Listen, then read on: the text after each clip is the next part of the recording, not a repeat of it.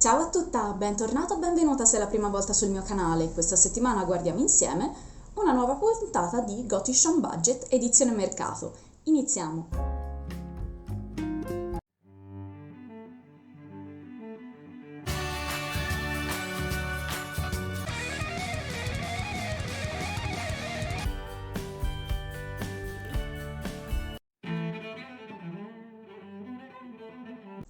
Se vi piacciono i miei video vi invito a seguirmi su Instagram dove sono attiva durante la settimana, ovviamente a iscrivervi al canale e a interagire con i video, like e commenti sono sempre ben accetti. Questa settimana abbiamo una puntatina piccola di Gotish on Budget, quindi outfit più o meno sullo stile che possono essere poi riadattati. Questa settimana vi parlo un attimo, probabilmente gli utenti italiani già conoscono questo tipo di cosa, ma faccio un piccolo riassunto.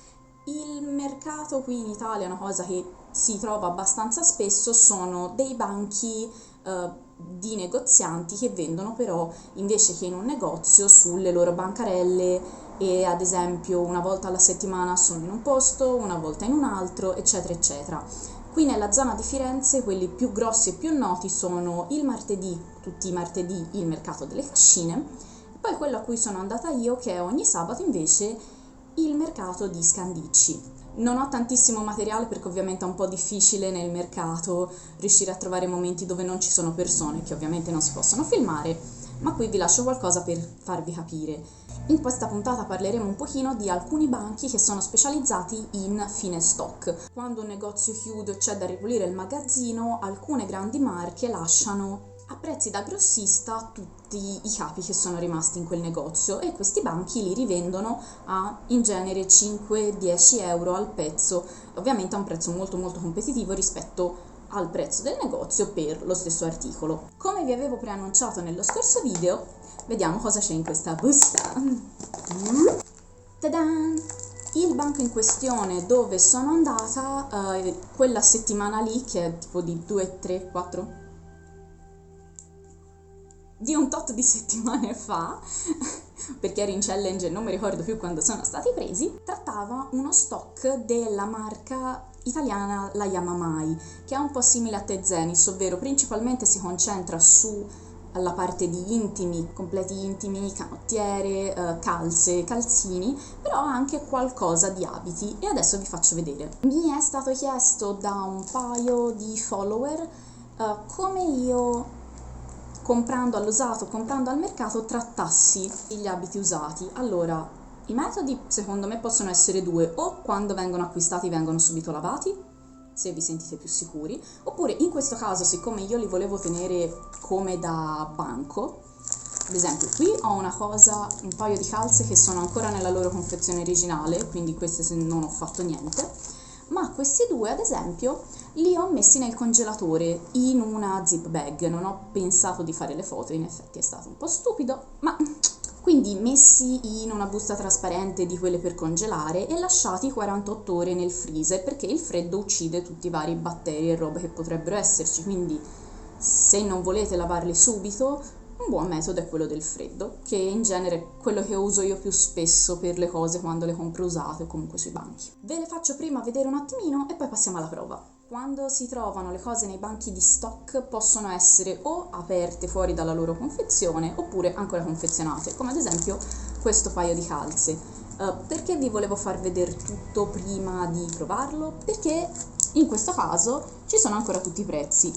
Quindi ad esempio queste venivano 20 euro, chi mi segue ormai da un po' sul canale sa che a me piacciono tantissimo le calze decorate.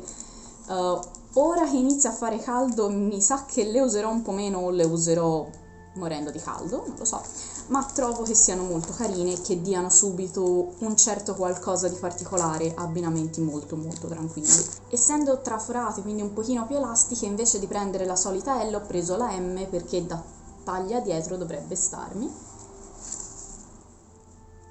E qui lo vedete, tanto ci sono i soliti arabeschi che non mancano mai nel mio armadio.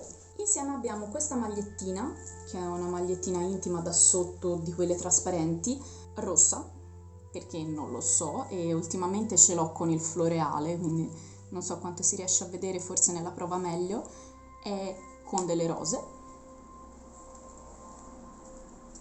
Di questa invece è una L e veniva 30 euro, che è ancora cartellinata. Per ultimo un abito nero che probabilmente metterò via perché sotto è in maglia e sopra è in simil latex, perché cercavo un abito un pochino più easy, soprattutto per vedermi col parentame. E questo ad esempio veniva 50 euro, quindi già da negozio noi abbiamo fatto il budget così. Tutti e tre insieme sono venuti 15 euro. E adesso passiamo alla prova. Allora, come vedete, questo è l'abbinamento completo, non è stato pensato per essere indossato tutto insieme, ma tutto sommato non è malvagio nell'insieme. Le calze hanno questo bel decoro, sono un po' più pesanti di quanto non mi aspettassi, pensavo fossero un po' più primaverili, invece sono più grosse, sto morendo provando questa cosa, sappiatelo. Le calze in M mi stanno, però sono un po' delicate da tirare su perché hanno la vita alta, quindi spostarle sulle gambette è un po' complicato. Mentre ad esempio l'abito alla L mi sta molto comoda, va benissimo perché volevo proprio un abito da poter indossare così a caso, però ok. Mentre la magliettina sotto mi sta perfetta. Insieme sì, nel petto si vede la trama del sotto, quindi è un po' fastidioso. L'ho pensata appunto per fare vari abbinamenti, ad esempio questo qua, con la magliettina, per fare un gioco di vedo non vedo. Ora ci ho messo il primo reggiseno che ho trovato, lo ammetto, probabilmente uno nero ci starebbe meglio, però come vedete la trama si vede bene sulla pelle. E anche questo è un layering piece, un pezzo per fare i vari strati, un po' più pesante di quanto non mi aspettassi. Sarà perché adesso ho caldo, quindi non lo so se è per quello, ma va bene. L'abito è un pezzo super basic, per cui io qui l'ho provato con una cinturina borchiettata per dargli un po' più di effetto rock, visto che ha questo materiale sul petto. Però questi sono tre ottimi pezzi per descrivere uno degli aspetti di cui volevo parlare oggi, ovvero il layering. Una delle cose che caratterizzano di più secondo me lo stile goth è il layering, ovvero gli strati, fare un primo strato, un secondo, un terzo, calze, magliette trasparenti di sotto, magliette e calze insieme. Tutto questo aiuta per raggiungere quel tipo di effetto.